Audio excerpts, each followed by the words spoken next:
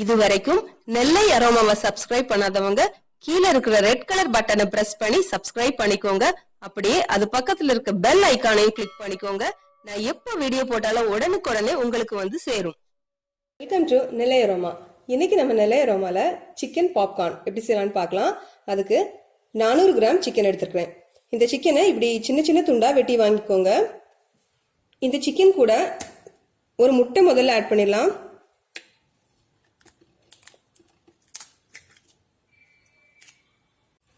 ஒரு டீஸ்பூன் வத்தல் தூள், மிளகாய் தூள்,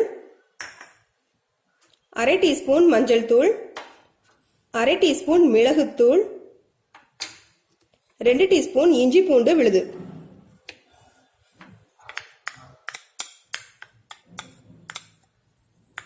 பாதி எலுமிச்சம்பழத்தோட சாறு. இது பெரிய எலுமிச்சம்பழமா எடுத்துக்கோங்க.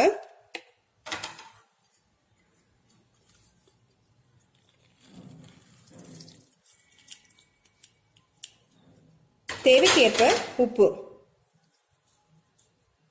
போட்டு இதை நல்லா பிசைஞ்சு ஒரு 1 மணி நேரம் இதை ஊற வச்சிடலாம்.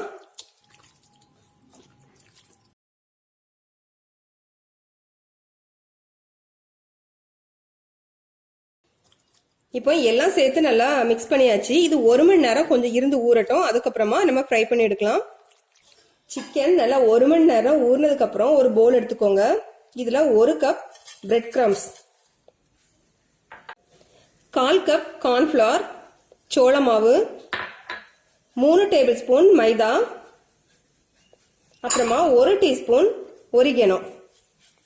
இது வந்து ஹெர்ப் இட்டாலியன் சீசனிங், இது ஆப்ஷனல் தான்.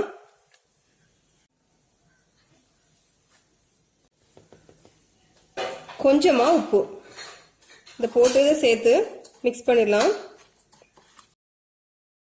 இப்போ இதுல நம்ம ஊற வச்சிருந்த சிக்கன் துண்டு ஒவ்வொன்றையும் இதுல ஆட் பண்ணிடலாம்.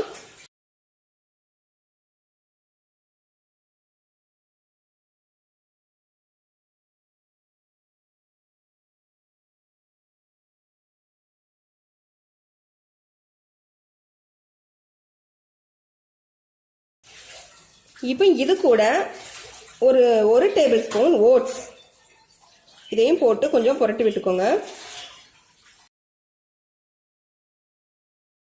இனிமே இந்த சிக்கனை பொரிச்சு எடுத்துட வேண்டியதான்.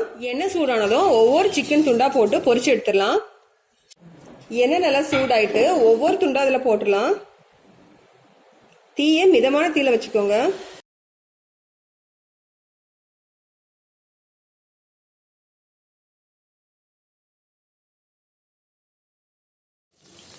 சிக்கன் எல்லாம் நல்லா வெந்து கோல்டன் ப்ரௌன் ஆனதும் நம்ம அதை எடுத்துடலாம்.